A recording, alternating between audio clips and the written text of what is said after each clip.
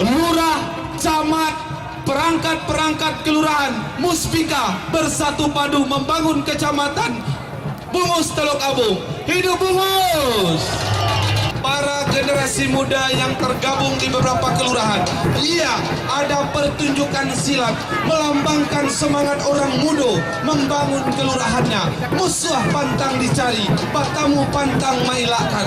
Inilah semangat generasi muda yang terus menghidupkan nilai-nilai adat dan budaya serta tradisi silat hidup di Kecamatan Bungus Teluk Abu.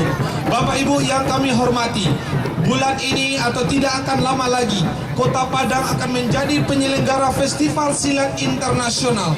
Beberapa negara-negara akan hadir untuk berlaga dalam Festival Silat Internasional di Kota Padang tercinta ini. Untuk itu para sasaran-sasaran silat yang ada di Kota Padang, persiapkan pesilat-pesilat kita untuk ditampilkan nantinya pada Festival Silat Internasional. Dan di belakangnya adalah kelurahan yang ada di Kecamatan Bungus. Bahwasanya Belanda pernah kita kalahkan di Kota Padang ini pada penyerangan 7 Agustus 1669 itu. Maka peristiwa heroik itu kita jadikan sebagai hari jadi Kota Padang yang pada hari ini kita peringati untuk yang ke-347 kali.